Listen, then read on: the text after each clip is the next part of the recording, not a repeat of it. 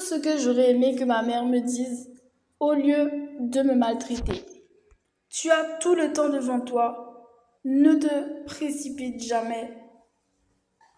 Je te montre les devants que tu as vraiment du large, de la patience accordée, de la confiance des autres accordée pour tes projets. Mon pouvoir est différent de ton pouvoir.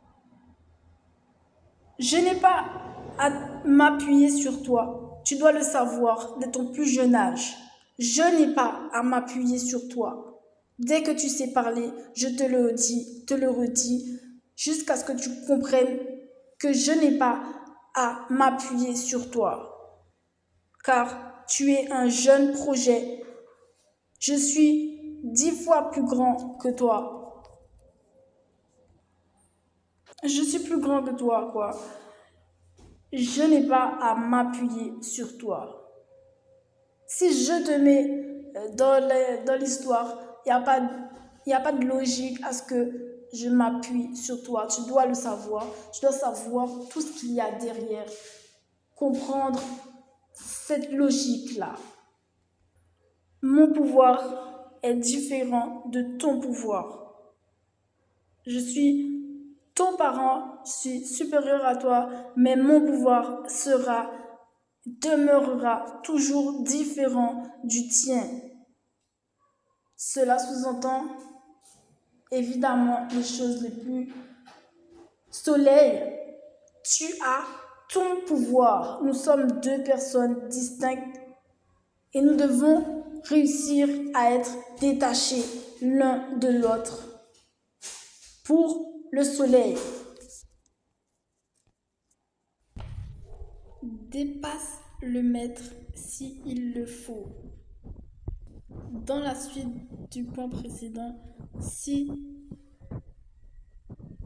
mon enfant avait à me dépasser, si mon projet avait à me dépasser, disons que j'ai un chat, disons que j'ai un petit chat, s'il devait avoir une mission supérieure à moi, dans le fond de moi-même en fait, je vois le chat devant moi, il est différent de moi. Est-ce que je vais chercher à écraser le chat? Est-ce que je réfléchis? Si le chat a une mission supérieure à moi, je connais le chat, j'ai élevé le chat, pourquoi je ne vais pas laisser le chat être le chef du bureau Bougamouin? Pourquoi je ne vais pas lui donner cette opportunité? Je pourrais toujours retrouver qui est vraiment le chef si c'était pas ça. Après, si c'est le chef, est-ce que je vais chercher à l'écraser? Donc, dépasse le maître s'il le faut. Voici une cape. Voici des objets, voici des vases, voici des bijoux, voici un cahier que j'estime, voici un coffre-fort, voici un stylo que je te présente avec toute la famille. Voici des recettes qui viennent de toute la famille. Une maison, un appartement en plus pour tel projet avec toute la famille, le respect et la bénédiction de toute la famille. Si j'en avais les moyens, n'oublie pas de citer toute la famille au besoin. Ne nous oublie pas, mais je t'envoie être le chevalier que tu es en tant que membre de notre famille dont on a pris soin. Tu travailles pour moi, tu travailles pour ma famille, tu travailles pour le monde. Je t'envoie évidemment être ce chevalier de la vie. Béni. Ces objets, ces recettes, ces legs de la famille sont des valeurs de l'éternel. si on pourrait dire ça comme ça. Ce sont des valeurs de la matière. Ce sont des valeurs qui fracassent l'existence. Je te l'ai donné, tu dois les considérer au plus haut, comme si une nouvelle espèce avait poursuivi un avancement et que le biologiste qui allait venir doucement étudier cela pourrait référencer ces objets, cette suite, évidemment, comme si tu étais un nouveau bégonia sur la planète. Ce sont des valeurs à sacrer, à comprendre, quoi que tu en fasses, quoi qu'il devienne. J'espère que tu comprendras l'idée que nous, notre team de bégonia ici à tel pays, avons voulu te transmettre. Il est très possible que tu en aies besoin dans la vie, dans l'exploration, dans la vie.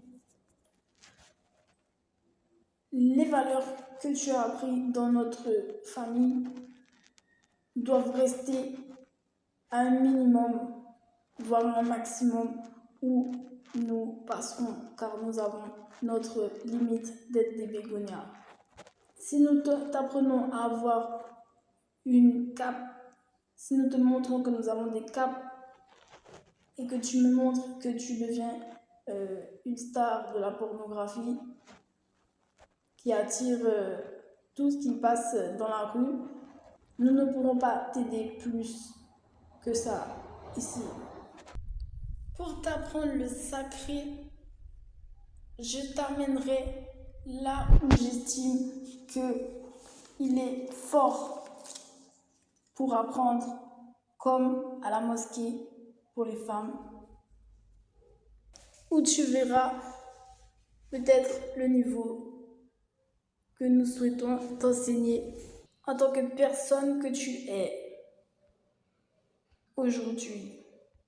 As-tu envie de porter le voile, le madras, un chapeau et une coupe très courte, avec un parapluie et une écharpe, un long manteau qui te couvre très bien et des grosses, épaisses bottines de qualité? Ta tenue, c'est la tenue qu'on t'a offerte. Ta tenue, c'est la tenue, disons tu t'appelles Nick.